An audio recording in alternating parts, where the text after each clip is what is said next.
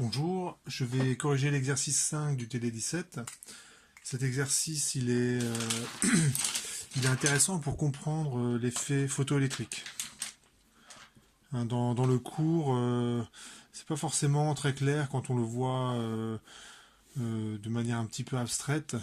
C'est là au moins c'est du concret, c'est-à-dire qu'on prend un métal, ici c'est du potassium, euh, qui est métallique, le potassium, et on se rend compte que pour certaines longueurs d'onde, on n'arrive pas à arracher les électrons du métal, alors qu'à d'autres, on y arrive, et ça dépend du travail d'extraction. En fait, le métal, c'est comme une sorte de puits dans lequel l'électron, quand il est dans le métal, il peut se déplacer librement, mais il ne peut pas sortir du métal. Sauf si on lui donne suffisamment d'énergie pour, par l'intermédiaire des photons, pour arriver à sortir du métal. Donc c'est ce qu'on étudie dans la première question, et puis après on s'intéresse à la vitesse des électrons, puis à un truc qu'on appelle le rendement quantique. Voilà, commençons par la question 1. Alors je présente rapidement l'expérience. La manip elle se présente comme ça, pour l'effet photoélectrique. Vous avez une électrode en potassium. Donc vous avez un circuit électrique. Je vais mettre une tension U comme ça.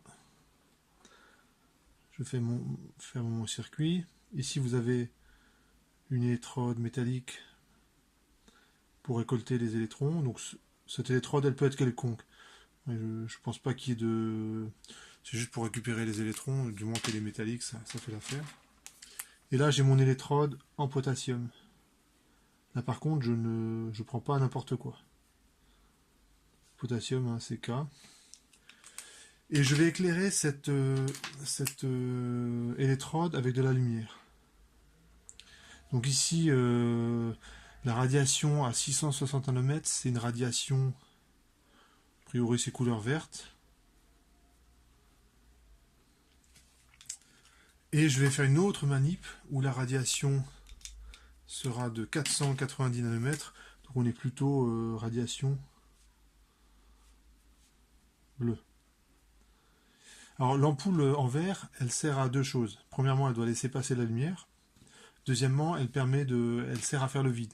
À l'intérieur de ce dispositif, il ne faut pas que les électrons puissent percuter des molécules dans un gaz. Donc on fait le vide. Alors pas la peine de faire un vide très poussé, on fait un vide, on va dire, vous chassez l'immense majorité du gaz qui est là-dedans, ça suffit pour que les électrons ils arrivent, ils traversent l'espace interélectrode.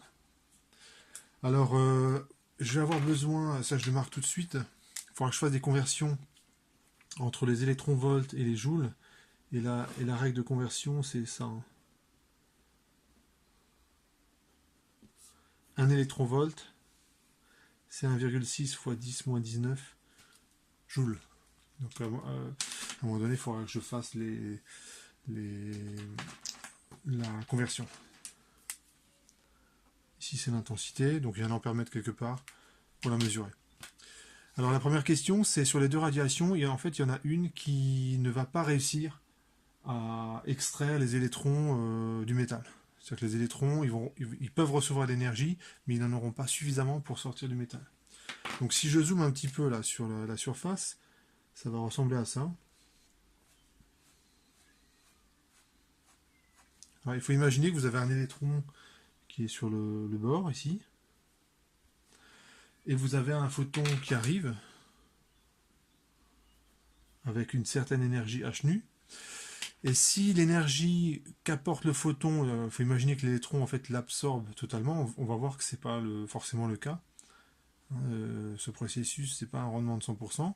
Mais imaginons, voilà, l'électron a absorbé toute l'énergie du photon, et du coup mon électron est vraiment dans un état excité, et s'il a assez d'énergie, il est capable de sortir du métal.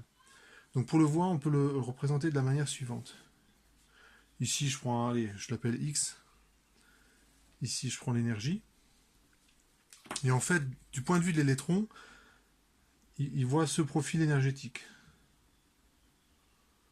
Donc au niveau de la surface métallique, il y a une barrière de potentiel. Donc l'électron, on va dire qu'il est là. Ah, donc c'est une façon de représenter l'état de l'électron. Je représente son énergie en fonction de la position. Donc tant qu'il est dans le métal, l'électron, finalement, il voit un potentiel plat. Donc il se déplace librement. C'est ça que ça veut dire. Il se déplace librement.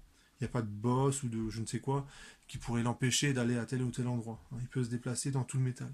Par contre, dès qu'il arrive au bord du métal, il y a une énergie W0. Voilà, c'est pas gratuit. Pour sortir du métal, il faut fournir 2,25 électronvolts pour le potassium. Donc ça dépend du métal. Donc ce qu'on va calculer, c'est regarder pour chaque radiation l'énergie apportée par le photon. Donc je vais utiliser cette formule-là. Donc j'utilise la relation de Planck-Einstein, epsilon égale h nu. Ça vaut hc sur lambda. Donc ça c'est une relation qu'on a déjà vue précédemment, en début d'année, sur le cours sur les ondes. Bon, allez, je l'encadre cette relation. Et je vais faire l'application numérique pour la radiation bleue, à 490 nanomètres, et pour la radiation verte, à 660 nanomètres. H, ça vaut 6,6 10-34 joules seconde. C, c'est 3 10 puissance 8 mètres par seconde. Et lambda, c'est 90 fois 10-9 mètres. Il faudra tout mettre en mètres. Ou 660 fois 10-9 mètres. Alors, je vais faire l'application numérique. Je vais écrire deux valeurs. Je vais écrire la valeur en joules. Et je vais la diviser par 1,6 10-19 pour l'avoir en électronvolts. Et quand on fait l'application numérique, ça donne ceci. Ici, on a 4 10-19 joules, et c'est égal à 2,52 électronvolts. Et ici, je mets tout de suite le résultat en électronvolts, 1,9 électronvolts. Donc là, ça y est, on a la réponse. Si vous regardez les valeurs, on voit que le photon pour la radiation verte, il ne porte pas assez d'énergie pour franchir la barrière de potentiel. Donc ça va donner un truc comme ça.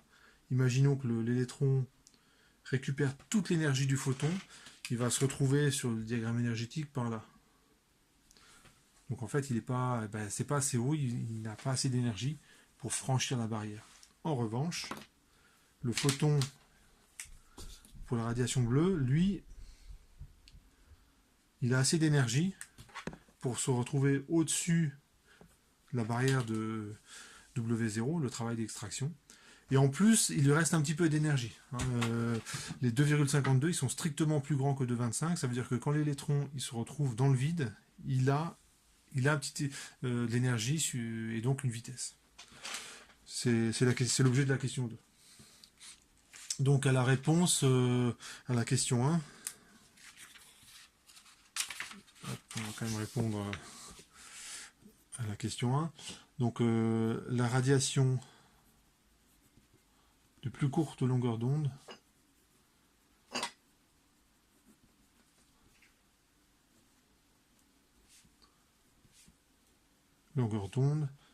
est capable d'extraire un électron du potassium métallique.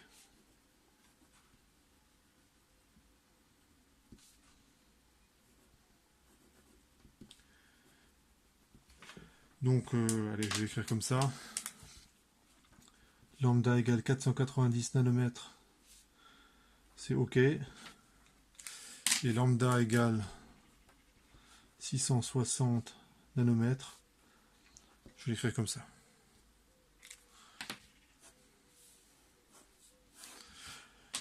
Voilà, donc bon, c'était à peu près prévisible, dans un exercice comme ça, forcément, on choisit toujours, les longueurs d'onde sont choisies pour que ça marche dans un cas et pas dans l'autre. L'excédent d'énergie de l'électron lorsqu'il sort du métal.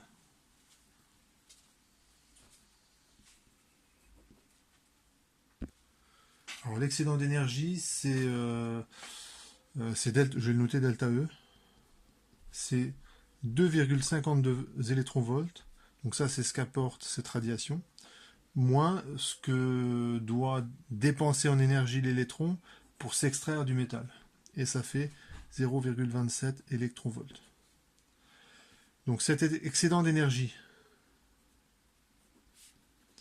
il est sous forme d'énergie cinétique. Lorsqu'il sort du métal, en fait, il a une certaine vitesse, votre électron.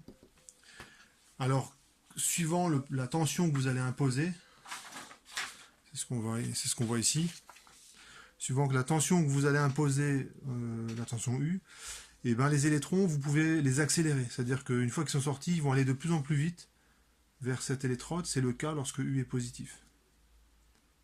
Donc ils vont aller très vite là. Si vous prenez U négatif, ce qui risque de se passer, c'est que l'électron, une fois qu'il est sorti, à cause de la tension négative, en fait, il va ralentir, et ce qui peut arriver, c'est qu'il fasse demi-tour et qu'il revienne vers cette électrode. Dans ce cas, on n'observera pas du tout de courant, alors même que les électrons, ils ont réussi à sortir du métal. Donc en tout cas, juste après être sorti, l'excédent d'énergie, c'est uniquement de l'énergie cinétique. Donc j'ai 1 demi de mv carré qui est égal à delta E, et donc V qui vaut racine de 2 delta E sur M. Je vais détailler l'application numérique. Donc ça fait 2 fois 0,27. Alors il faut penser à transformer les 0,27 électronvolts en joules. Donc on multiplie par 1,6 10 puissance moins 19. Hein, c'est toujours la conversion qui est là. Hein. Et je divise par la masse de l'électron, 9,1 fois 10 puissance moins 31 kg. Et quand on fait l'application numérique, on trouve 308 000 mètres par seconde. Donc c'est par Ellil en moins d'une seconde. Donc c'est 308 km par seconde.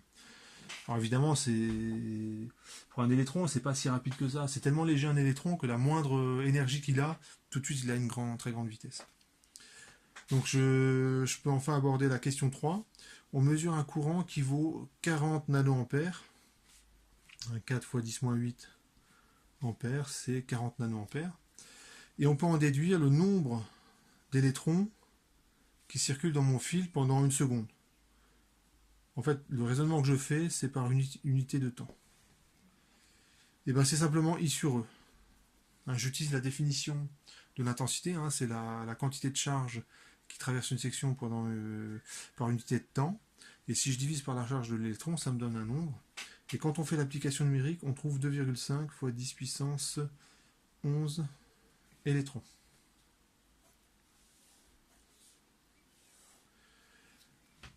Et ce que vous devez savoir, c'est que pour un électron qui passe dans le circuit,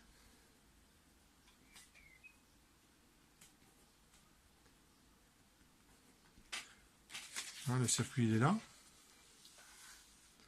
ça veut dire que cet électron, il a forcément reçu un photon, le photon bleu, et il est sorti du potassium. Donc pour un électron qui passe dans le circuit, on a forcément un photon qui a extrait cet électron.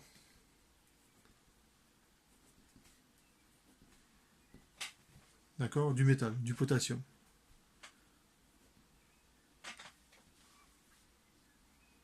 Potassium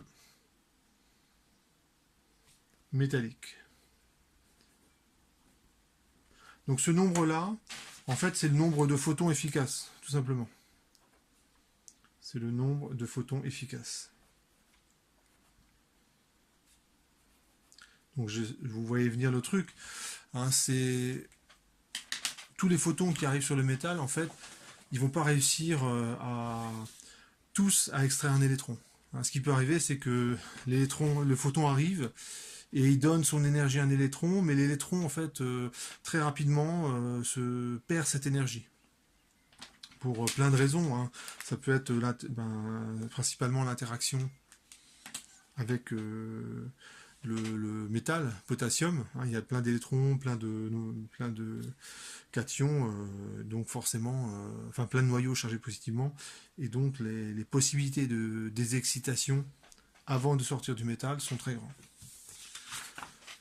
Donc on va calculer le nombre de photons qui arrivent sur le potassium.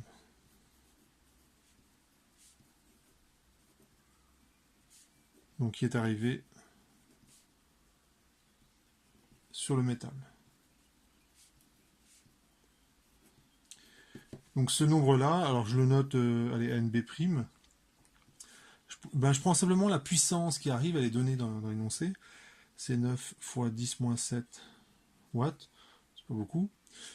Je prends une durée d'une seconde, hein, c'est par unité de temps, et je divise par l'énergie d'un photon, donc c'est h nu, donc hc sur lambda. Et quand on fait l'application numérique, je donne directement la valeur, on trouve 2,25 fois 10 puissance 12 photons qui arrivent sur l'électrode.